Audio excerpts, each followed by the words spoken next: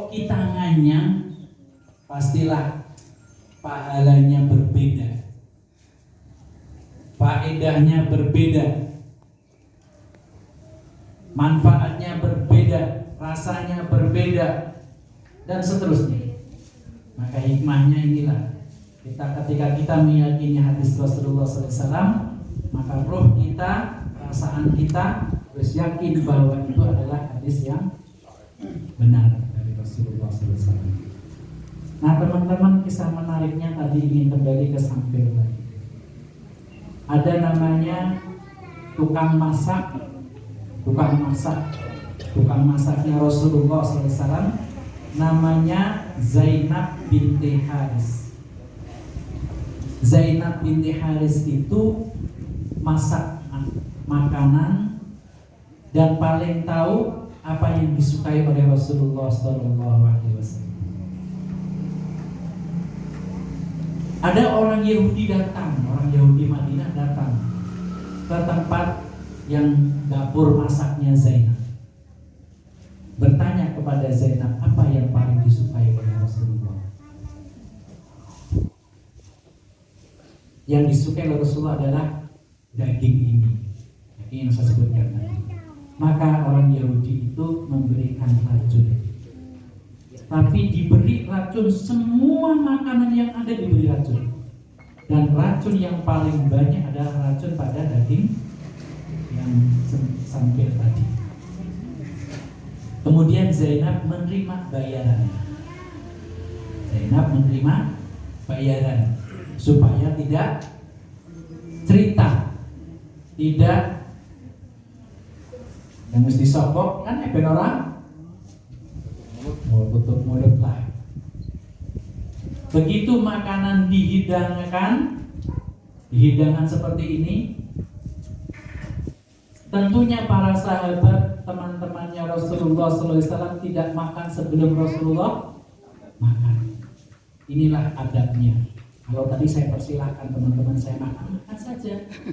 Saya bukan nyindir, saya belum makan, antum udah makan, enggak harus, antum makan dulu. Gitu ya. Ini adabnya. Jadi yang paling muda, yang paling muda atau yang paling mempersilahkan yang lebih tua makan dulu. Itu adabnya. Nah, ketika Rasulullah SAW mengambil sampil tadi, baru gigit, belum sampai daging masuk ke mulut, si paha ini berbicara kepada Rasulullah SAW. Paha ini mengatakan, ya Rasulullah, aku ini berisi racun.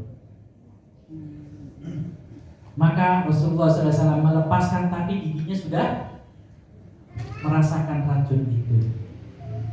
Rasulullah langsung menyampaikan kepada para sahabat untuk tidak dimakan semua hidangan yang ada di sini. Zainab ditangkap oleh para sahabat, ditanya. Apa jawaban Zainab? Ini yang unik dalam hadis ini. Baru 7 menit ya Ustaz ya? 7 menit. Ini makan dizit apa yang ceramah dizit Ustaz ya? Makan dulu boleh. Oh, berarti dipotong ya?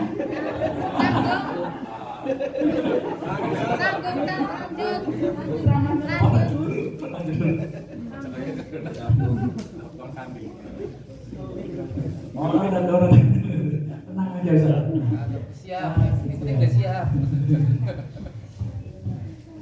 Nah, ini ada uniknya ketika Zainab ditangkap oleh para sahabat, dihadapkan kepada Rasulullah. Apa jawaban Zainab? Zainab mengakui bahwa ada orang yang memberikan racun di daging itu, di makanan yang disediakan. Sampai Zainab ditanya oleh Rasul, kenapa kamu memperbolehkan? Zainab jawabannya luar biasa. Saya ingin tahu, kalau engkau adalah seorang nabi, maka racun ini tidak akan membunuhmu. Tapi kalau engkau bukan nabi, maka pastilah engkau mati dengan racun ini. Tapi karena yang dilihat oleh Zainab adalah Rasulullah masih hidup, baru gigit sebentar dan tahu ada racunnya, maka Zainab, karena saya tahu, kata Zainab, engkau tidak berakibat, tidak ada peristiwa setelah ini, maka aku beriman karena yakin bahwa engkau adalah seorang nabi. Ini salah satu di antara mukjizatnya Rasulullah, sangat banyak sekali, bukan sekedar yang kita pahami. Di antaranya itu.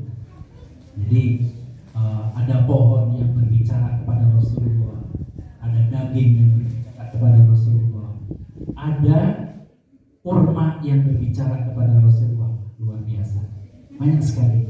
Nah, teman-teman yang dirahmati Allah, ini bagian pendahuluan dari hadis ini. Nah, yang terpenting kembali kepada materi kita tentang apa tadi? Sholat. Aisyah radhiyallahu anha mendengarkan kisahnya Rasulullah SAW tadi, bahwa kenapa sampai beliau sakit, karena salah satu penyebabnya adalah racun yang sudah menggerogoti dan hampir menutup saraf ke paru-paru dan jantungnya.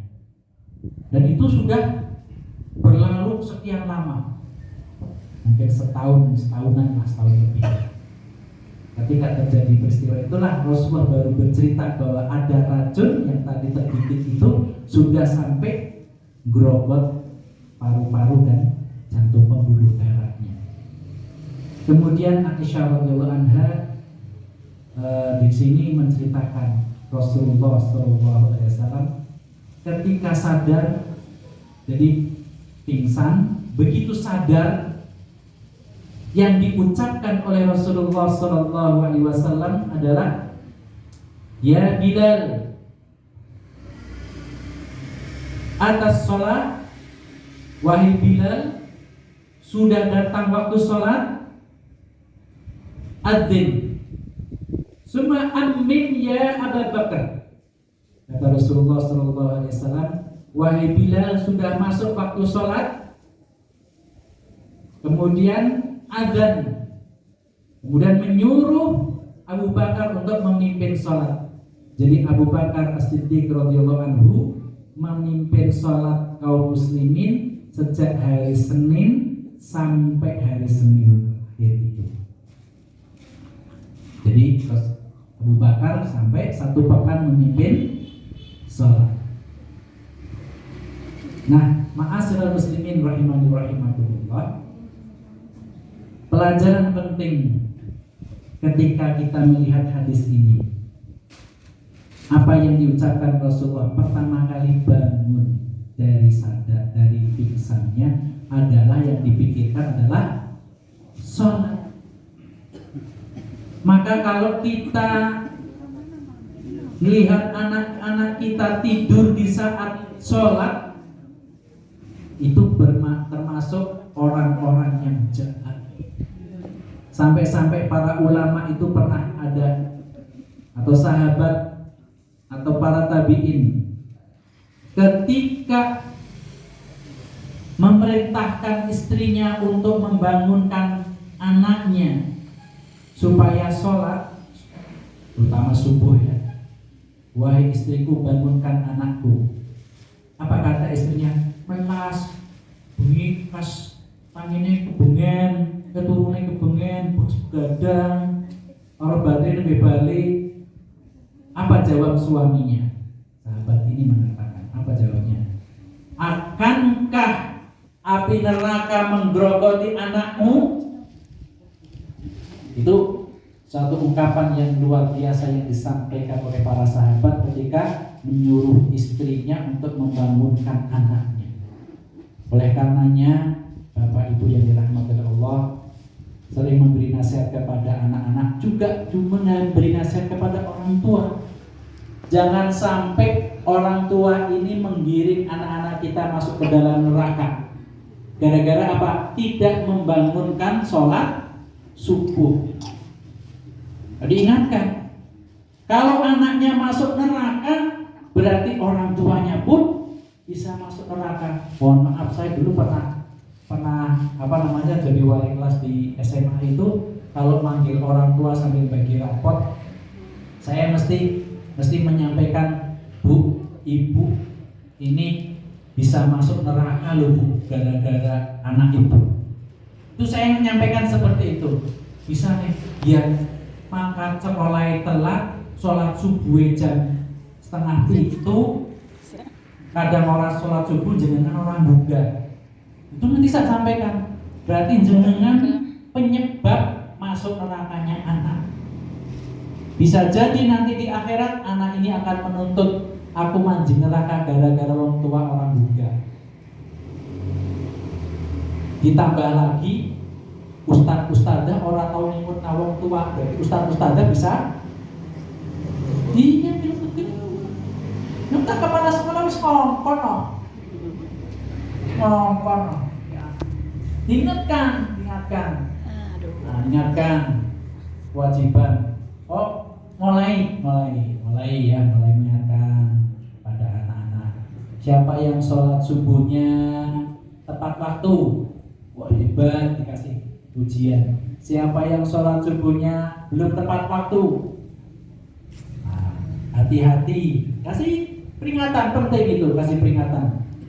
Sampai Anas bin Malik radhiyallahu anhu memberikan pelajaran penting. Jadi ini pintu rumah ya, pintu rumah. Begitu masuk di depan tembok atas itu ada namanya pecut. Jadi cambuk, kalau masuk itu ada cambuknya. Anas menyampaikan, Anas itu ditanya oleh para sahabatnya, kenapa begitu masuk rumahnya Anas, depan tembok pertama kali itu cambuk. Kata Anas bin Malik, cambuk itu untuk mengingatkan diri saya dan keluarga saya bila mana dia lalai mengerjakan sholat. Jadi ada kesepakatan keluarga kalau tidak melaksanakan sholat tepat waktu, cambuknya dicambukkan. Ada hukuman, ada punishment, tapi juga ada hadiah, rewardnya sederhana, hebat, ya kan? Kamu termasuk anak-anak baik, didoakan kebaikan. Kemudian teman-teman yang dirahmati oleh Allah, ketika Rasulullah SAW bangun, yang diingatkan adalah sholat. Kemudian pingsan lagi, bangun, yang diingat adalah sholat, pingsan lagi. Nah teman-teman, bagian berikutnya adalah Rasulullah SAW ketika sudah mengingatkan Bilal untuk adzan, Abu Bakar As-Siddiq radhiyallahu anhu untuk menjadi imam sholat. Yang disampaikan oleh Rasulullah adalah menyuruh Salim dan Bahira, yang pendeta tapi ini sahabat Rasulullah, itu untuk mengangkat tubuhnya dari pembaringan menuju tempat sholat. Karena Rasulullah SAW itu tidak bisa apa-apa, sampai dikisahkan oleh Rasulullah di detik terakhir. Di detik, saya langsung lompat ke akhir hadis ya. Di detik terakhir Rasulullah SAW itu, bahasa sekarangnya Rasulullah minta tolong kepada Aisyah untuk ambilkan pispot, bahasa sekarangnya ya, tempat kencing. Setelah selesai kencing, lalu Rasulullah SAW mengucapkan la ilaha illallah ila rafiqil a'la. Kemudian Rasulullah SAW wafat. Ini detik terakhirnya seperti itu. Saya kembali ke yang tadi. Teman-teman yang dirahmati Allah, ketika Rasulullah SAW sakit, lalu menyuruh para sahabat untuk tetap melaksanakan sholat, kemudian Rasulullah SAW masih tetap sakit yang amat sangat, badannya yang luar biasa itu, menahan rasa sakitnya, racun yang berogoti di jantung dan paru-parunya, masih tetap ingin sholat berjamaah dengan para sahabat. Dan subuh terakhir di hari Senin yang satu pekan itulah para sahabat radhiyallahu anhum melihat Rasulullah Shallallahu Alaihi Wasallam setelah selesai melaksanakan sholat subuh kembali ke tempatnya sebelum Rasulullah menutup tirainya. Tirainya ditutup. Rasulullah Shallallahu Alaihi Wasallam melihat para sahabat merapatkan barisan saf sholatnya. Kemudian Rasulullah SAW senyum yang indah. Kemudian masuk ke dalam kamarnya Aisyah radhiyallahu anha, dan pada akhirnya Rasulullah SAW wafat. Yang ingin saya ambil teman-teman yang dirahmati Allah, Rasulullah Sallallahu Alaihi Wasallam senyum tidak saat Rasulullah menjelang wafat, tapi Rasulullah sebenarnya senyum kepada kita. Di saat apa? Di saat kita merapatkan shaf kita. Visinya kita samakan, misinya kita samakan, maka Rasulullah SAW senyum. Tapi kalau kita tidak rapat barisannya, sholatnya tidak tepat waktu, bahkan kita mengabaikan sholat kita, maka Rasulullah SAW tidak akan pernah bersenyum kepada kita. Ini yang perlu kita garis bawahi. Rasulullah tersenyum melihat para sahabat tetap melaksanakan sholat, barisnya rapat. Terus ini yang menjadikan Rasulullah Sallallahu Alaihi Wasallam tersenyum. Oleh karenanya teman-teman, bagaimanapun sibuknya kita, jangan sampai melupakan sholat. Bagaimana penuhnya kegiatan kita, berhenti untuk tetap melaksanakan sholat. Sebab Rasulullah Sallallahu Alaihi Wasallam tersenyum melihat kita sholat. Rasulullah tersenyum, senang, bahagia melihat kita dalam kondisi merapatkan barisan. Kemudian teman-teman yang terakhir aja lah, jangan coba-coba. Yang terakhir, Rasulullah Sallallahu Alaihi Wasallam, ini kisah yang terakhir ini satu hadis ya. Yang terakhir ini khusus untuk teman-teman yang sudah berkeluarga. Yang belum berkeluarga, mudah-mudahan Allah berikan kemudahan untuk berkeluarga. Yang sudah berkeluarga, mudah-mudahan Allah berikan keberkahan keluarganya. Rezekinya diberi keberkahan, putra putrinya menjadi putra putri yang berkah. Apalagi Ustaz? Jangan menambah keluarga. Saya nggak menyampaikan ya, bukan saya ya. Saya. Teman-teman yang dirahmati Allah, Rasulullah Sallallahu Alaihi Wasallam di Senin yang pertama, kembali ke Senin yang pertama, itu Rasulullah ketika pingsan, posisi Rasulullah belum berada di rumahnya Aisyah radhiyallahu anha, belum di kamarnya Aisyah, masih di kamarnya istrinya Rasulullah yang lain. Lalu Rasul mengumpulkan para istri-istrinya dan meminta izin kepada istrinya untuk bersama Aisyah selama sakit. Bersama Aisyah selama sakit, dan para istri yang lain mengizinkan Rasulullah bersama Aisyah radhiyallahu anha. Lalu teman-teman yang dirahmati Allah, dari sejak masuknya Rasulullah ke kamarnya Aisyah sampai wafatnya Rasulullah Sallallahu Alaihi Wasallam, itu Rasulullah kepalanya berada antara perut dan dadanya Aisyah radhiyallahu anha. Posisi kepalanya bersender dalam pelukan Aisyah. Selama 7 hari kurang lebih banyak dialog antara Aisyah radhiyallahu anha bersama Rasulullah sallallahu alaihi wasallam. Di ujung inilah, ini buat kita semua, Inilah. Apa itu? Supaya kita mati dalam kondisi husnul khotimah.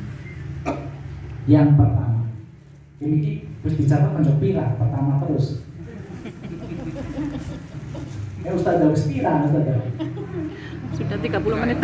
Yang terakhir, kisah terakhir, bagian pertama.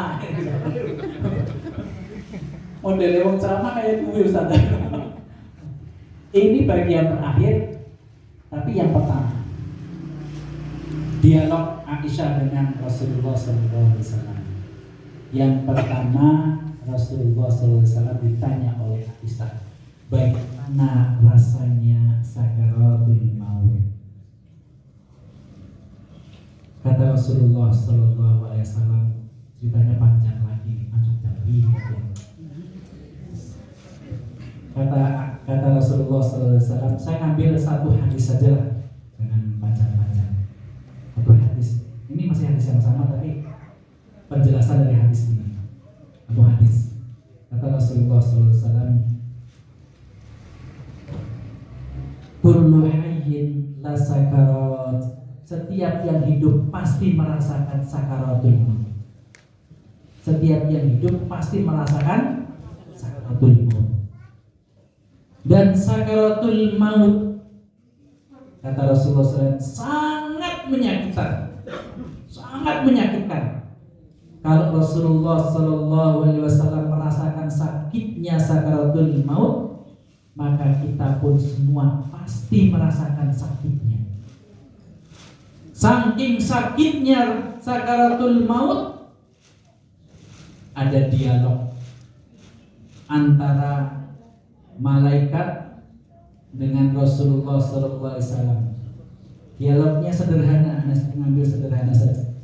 Seandainya aku diizinkan untuk, istilahnya, setiap jiwa tidak merasakan sakaratul maut, pasti aku akan memberikan kepada Rasulullah supaya tidak merasakan sakaratul maut. Itu dialog malaikat dengan Rasulullah. Tapi karena tidak diizinkan, semua makhluk yang hidup pasti merasakan sakaratul maut.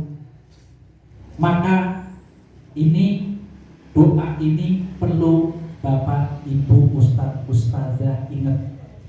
Doanya apa? Rasulullah berdoa kepada Allah Subhanahu wa ta'ala, Allahumma inni a'udzubika min sakaratil maut. Ada lagi, Allahumma a'inni ala sakaratil maut. Jadi minta kepada Allah agar Allah menolong kita di saat sakaratul maut.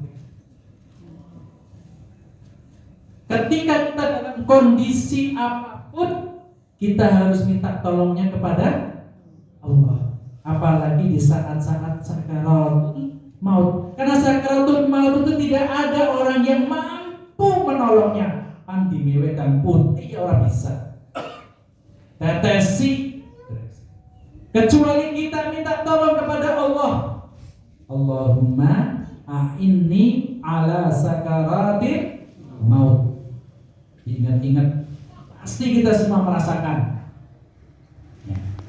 Jadi maka pertama kita merasakan sakaratul maut, yang kedua kita berdoa agar sakaratul maut kita ini diperingat oleh Allah Subhanahu wa ta'ala. Kemudian teman-teman yang rahmat Allah, yang ketiga, dari semenjak pingsan sampai Rasulullah SAW menghembuskan nafas yang terakhir, Rasulullah tidak pernah meninggalkan ucapan La ilaha illallah. Jadi doa, ucapan La ilaha illallah. Ketika sadar, selain Rasulullah bertanya tentang sholat, Rasulullah mengucapkan La ilaha illallah.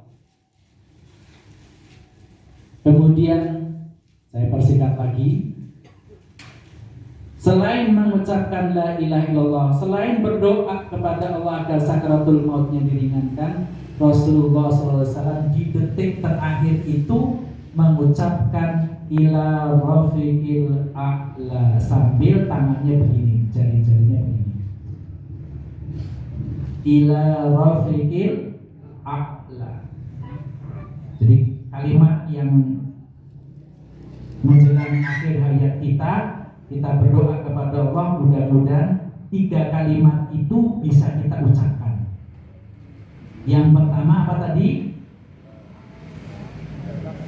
La ilaha illallah. Yang kedua, Allahumma a'inni ala sakaratil maut. Yang ketiga, ila rafiqil a'la. Ketika mengucapkan ila rafiqil a'la, tangannya begini. Tangannya begini. Posisi tidur ya begini. Posisi berdiri ya begini. Posisi ketika khutbah ya begini. Ila rafiqil a'la.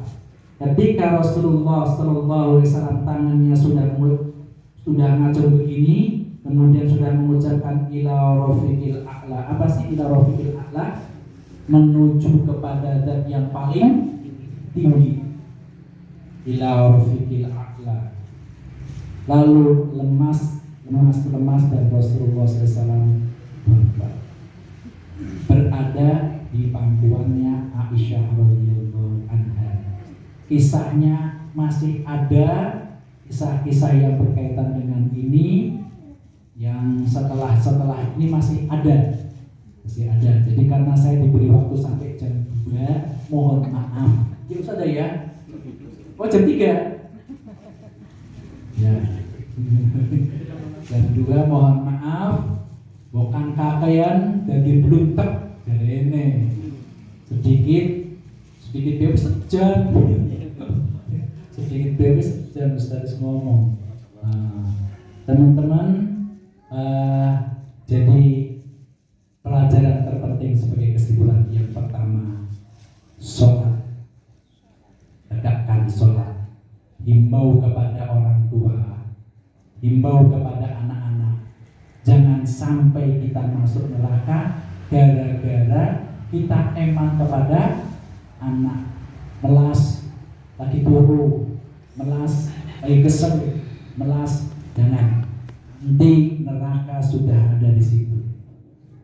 Kemudian yang kedua, kita persiapan kematian, sakaratul maut. Kita mudah-mudahan dimudahkan oleh Allah Subhanahu wa ta'ala. Al-Fatihah. Alhamdulillahirabbil alamin. Ihdinas siratal mustaqim, siratal ladzina an'amta 'alaihim. Teman-teman, ada 2 doa yang ingin dibaca. Doa pertama, saya berdoa untuk kita semua agar kita ini dimudahkan untuk hidup, dimudahkan segala urusan kita, diampuni dosa-dosa kita, sakaratul maut kita juga diringankan oleh Allah Subhanahu wa ta'ala. Doa yang kedua, kita mendoakan teman kita Ustazah Herna sendiri apa sama ibu? Sendiri. Mudah-mudahan Ustazah Herna dimudahkan oleh Allah dalam menjalankan ibadah haji. Diperlancar segala urusannya. Dijadikan hajinya haji mabrur. Amin ya Allah. Doa-doanya dikabulkan oleh Allah. Amin. Ini nasihat haji dulu ya. Nasihat haji di sini apa tidak? Oh nanti di rumah baik. Oh iya wis di rumah. Bisa.